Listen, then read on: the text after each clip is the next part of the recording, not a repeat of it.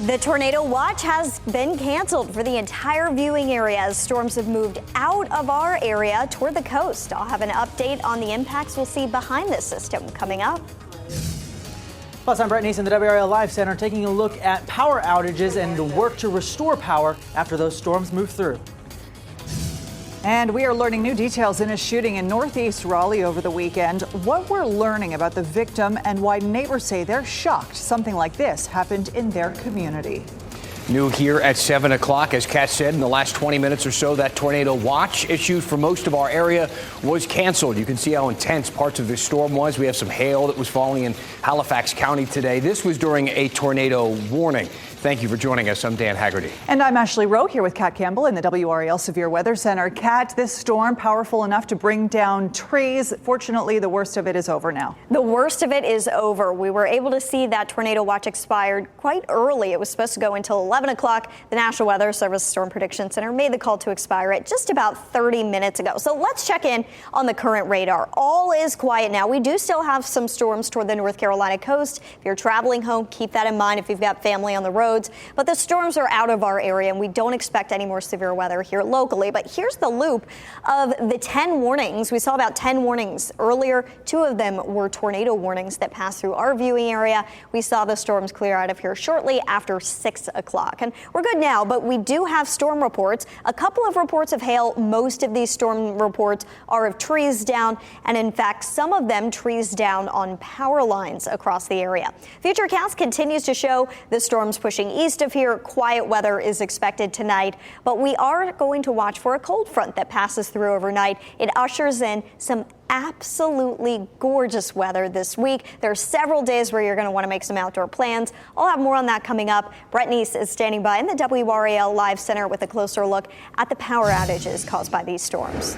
Yeah, Kat, we're taking a look at the Duke Energy map itself, and I just refreshed it, down to 4,500 customers without power. That's across North and South Carolina. When we zoom in on our area itself, we do have a couple of areas that we've been really focusing on, the Zebulon area, the Wendell area, and then the Middlesex area as well. 210 in the Middlesex area, 209 in the Wendell area. Those are massive improvements from earlier in the evening when those storms moved through. We had well over 1,000 power outages in those particular parts of our viewing area. Of course, in the farther eastern counties of our viewing area, some of those counties rely on electric co-ops, so those won't be reflected. These are just Duke Energy customers themselves, so we're working to get an exact number of power outages at this point, but it appears that things are improving. That sounds good, Brett. Thank you. Of course, a lot of fallen trees and branches cause those issues. In Scotland Neck, one street is without power after the storms moved through. WRL's Heidi Kirk is along Downing Drive, where crews are working to remove a tree that fell blocking the road there. Heidi. Well, Dan, it's quite an active scene behind me. I'm going to have you directly take a look back here. You're going to see several crews out here working to get this tree up off of a downed power line. There's quite a bit going on. I actually spoke to some of the people who live on this street and say that they witnessed this happen. They describe a popping noise when that tree snapped in half and kind of a burst of light, and then the power went out. There are quite a few people still without power. Now, crews are currently working to get these lines that you're looking at right now up and running and make sure that the people will be able to cook and turn their lights on. But they did say that it could be up to 8 hours before they can get these up and running once again. We're going to continue sticking in this area and checking out the down lines and some of these trees that we're hearing about. But so far, we're seeing the damage is quite extensive. Many people saying this is the first time they've seen damage like this on their street. Dan. A busy start to the week. Heidi, thank you. And you can get latest updates on weather in your area with the WRL News app. The app is the best way to stay on top of any weather developments. Well, just in the last 10 minutes, US 70 eastbound lanes between Benson Road and New Rand Road have reopened after this crash. From this, 2 people died. It happened just before 1:30 this afternoon. Police tell us the crash involved 2 vehicles. One had 3 people inside. The other had 1 occupant. We do know a teen was taken to the hospital in critical condition. Still working to learn what caused this. Police are investigating a homicide after a man was found shot in a subdivision in northeast Raleigh this Memorial Day weekend. It happened yesterday morning on Deep Channel Drive. WRAL reporter Liz McLaughlin talked with neighbors in this area who tell us this is not something that normally happens here.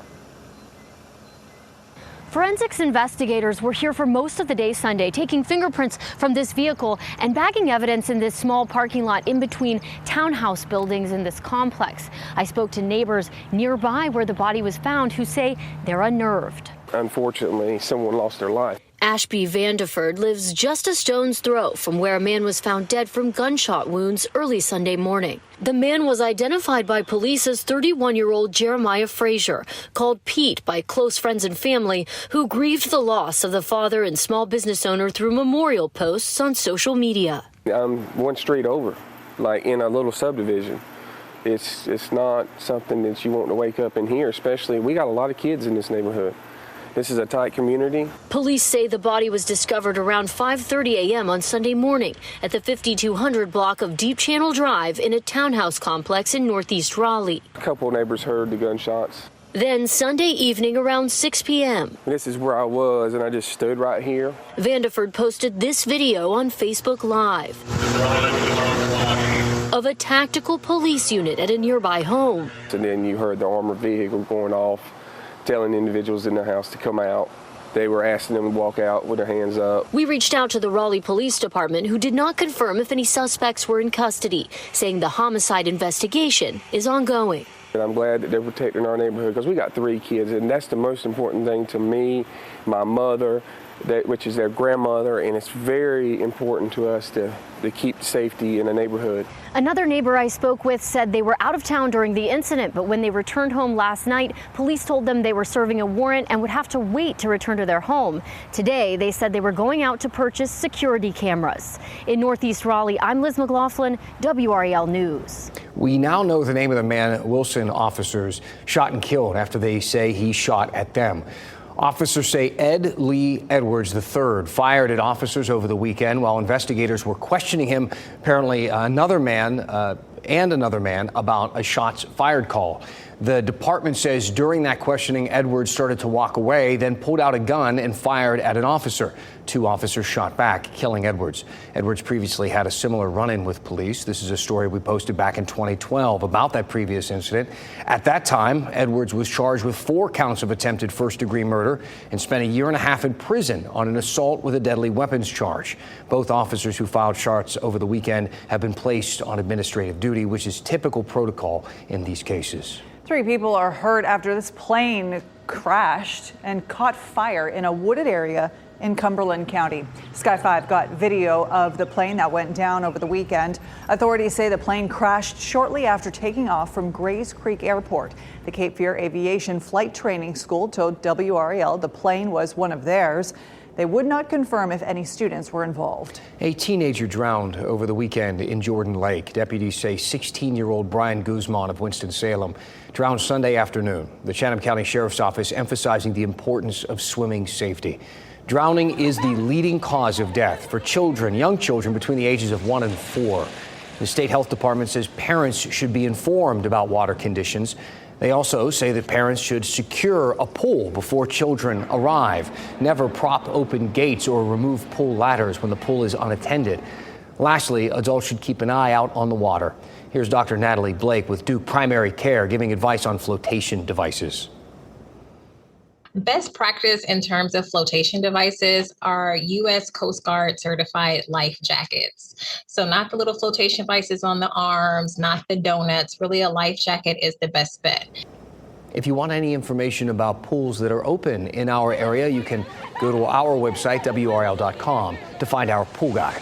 The historic Oakwood Cemetery honored a major milestone this afternoon. Today marks the 100th anniversary of Raleigh's first observance of Memorial Day. The ceremony was held outside. Dozens of people listened to a Marine band play and a speech from retired U.S. Ambassador Jim Kane. Raleigh's first official Memorial Day was held in 1924 as soldiers' bodies began returning home from World War I. It was held in the cemetery chapel that no longer stands. We also know that our community was asked to bring flowers to place on the graves of the World War I dead that were buried here.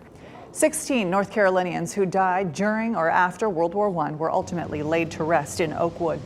President Joe Biden and Vice President Kamala Harris took part in a wreath-laying ceremony at the Tomb of the Unknown Soldier. The national anthem was played, as well as taps, as the president placed a wreath in front of the tomb. It honors fallen U.S. service members who remain unidentified. Bridge work over a part of Wade Avenue will close a section of that road overnight and do so for the next few nights. The eastbound stretch of Wade Avenue from Blue Ridge Road to Ridge Road is scheduled to be closed tomorrow and Wednesday from 10:30 at night until 5 in the morning the next day. Drivers will detour from eastbound Wade Avenue to Hillsborough Street, back to I-440 East, to then Wade Avenue East. So reaction is still pouring in from all across the country after the tragic death of PGA Tour golfer Grayson Murray. We're going to hear about his life and legacy from a longtime friend. Plus, doctors say there is now some hope when it comes to helping women fight postpartum depression. The results they're seeing thanks to a new pill on the market. Kat?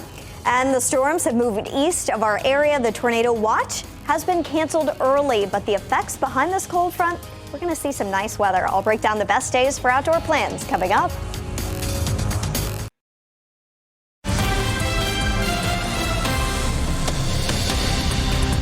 Welcome back. I'm Brett Neese here in the WRAL Live Center with some breaking news out of Durham, where a man is in the hospital with life-threatening injuries after a shooting that happened about an hour ago. Happened here in this parking lot along NC 55. You can see a Big Lots there in the background. Around 6:15, that's when officers got the call that two people were shooting at each other in this parking lot. When they got here, they found that man who had been shot. They rushed him to the hospital, again with life-threatening injuries, working to get an update on his condition. Also working to get an update from the Durham Police Department, whether or not they have any leads on who may be responsible. I'll keep you updated. Got it, Brett, thank you. So some sad and kind of shocking news to share tonight. Basketball Hall of Famer and commentator Bill Walton has died after a long-time battle with cancer. The NBA released a statement about it this morning. Walton is known for leading the Portland Trail Blazers to an NBA championship back in 1977. He won a second NBA title, went on the Boston Celtics back in 1986. Walton is survived by his wife and 4 sons. He was 71 years old. The golf community is still reeling after the death of PGA Tour pro Grayson Murray. Murray died by suicide this past weekend. Murray was very open about his struggles with anxiety and depression. Fellow pro golfer Carter Jenkins grew up with Murray here in the area, competing together. Both attended Leesville Road High School. Jenkins shared a story from their high school days.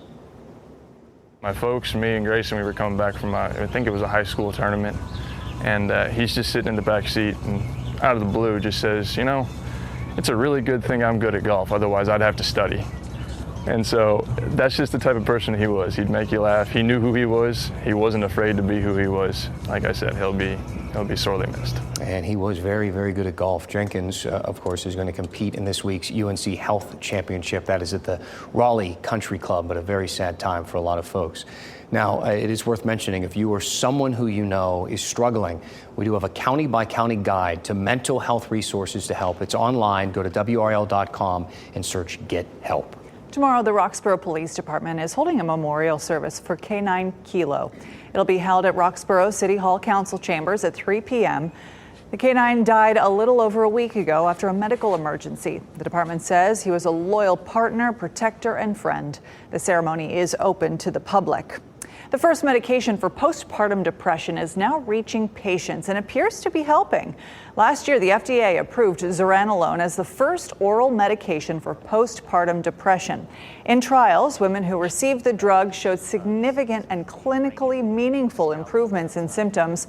But despite the potential benefits, some psychiatrists say patients have been hesitant to take the pill. They say it's because the pill is so new and it has side effects. The pill can cause drowsiness and other symptoms. Those who made the ultimate sacrifice on the battlefield were honored today at Freedom Memorial Park in Fayetteville.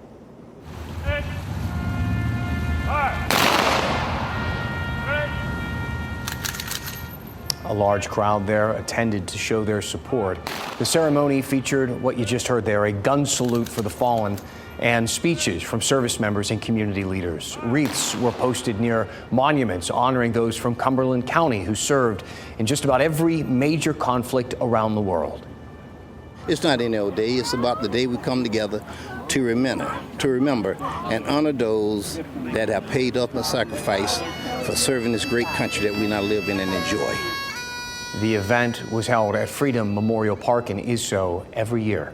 Raleigh is celebrating its children this weekend with its second annual International Children's Day event. The Friends of the City of Raleigh Museum is collaborating with a few organizations for a fun event titled Together We Can Find the Child Within. It's geared toward all ages, from preschool to seniors.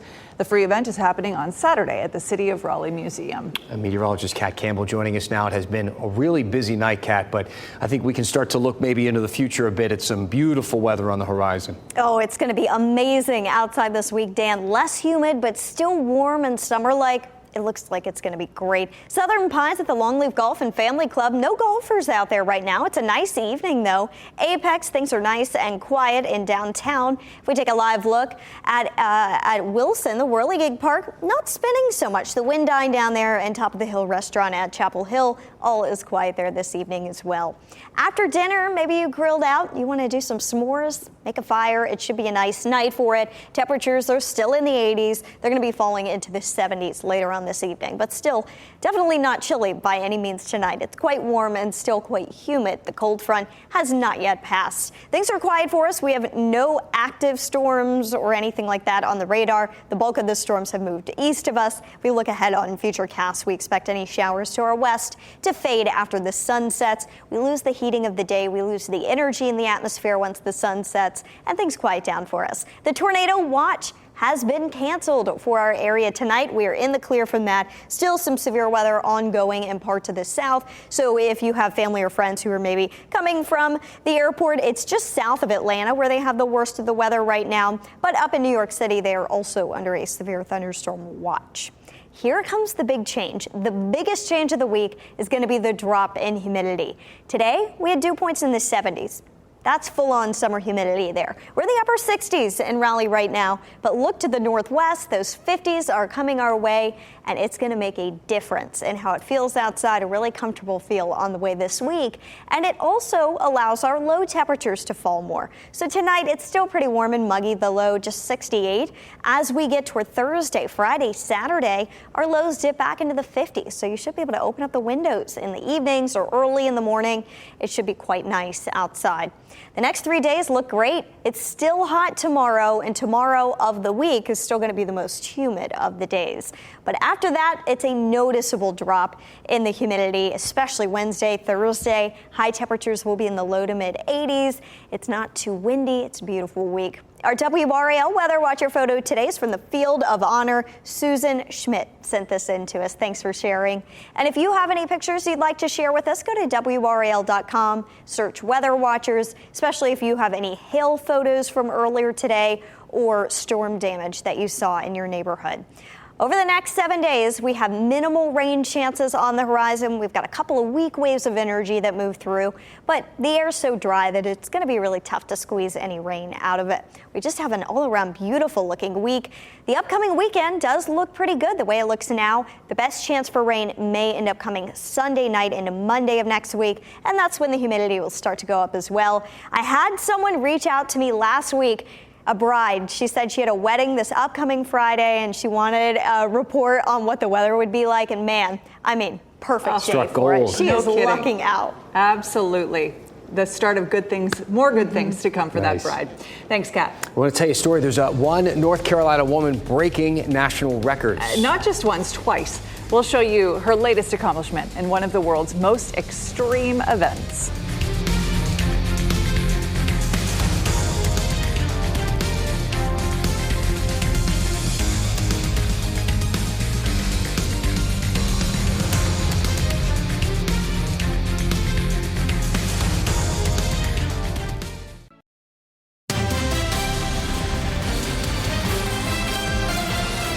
Well, there is a new addition at an animal sanctuary in Harnett County. Workers at the Animal Adventure Sanctuary in Coates say a sloth named Fawn had a pup. They say they were surprised because they thought all 3 sloths they had were females. Well, turns out one was a male. You know, how do you not know that? Well, you find out in very interesting ways, I guess. The sanctuary says both Fawn and her new pup are doing great. The sanctuary says the sloth room is open to visitors, but asks you to be quiet and gentle as possible if you plan on visiting. But wow, that's pretty cool. They are such cool animals. They such really interesting are. Animals. I know. There's a high school senior in Cumberland County headed to North Carolina A&T this fall with over $3 million in college scholarships. Geez, she is amazing. Jacayla Dwell is the Master Sergeant for the JORTC at Overhills High School, where she maintained a 4.0 GPA, was the student body president. The soon-to-be graduate is headed for NCA&T on a pre-med track. After college, she wants to join the Army and become an OBGYN. Jacayla said she applied to over 100 colleges and scholarships after her junior year of high school. Thanks to an Army ROTC scholarship and various others, her undergraduate studies will be completely covered. High school is about what you make it. Life is about what you make it in general. It's up to you to make the right choices and go on the right path and make the right friends. Keep your friends close, and do what it takes to be successful. What? I think she just gave a valedictorian speech. Oh my gosh! Over Zoom. I need her to advise me in life. Like, what should I do next? Amazing. Wow. So if you were inspired by her as well, we have more on her story at WRAL.com. How is she more prepared for the world than I am? She's so with it. We can exit stage right. One NC State alumni making national headlines. She's now a two-time cheese rolling champion. This is Abby Lampy. She became first place in Britain's most extreme annual cheese rolling event.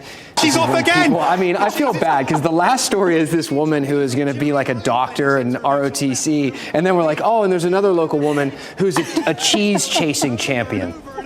And with that, we say good night. You should be proud of both those things. I think it's okay. Thanks for being with us. Keep watching WRAL News over the air channel 34 and Spectrum channel 1257.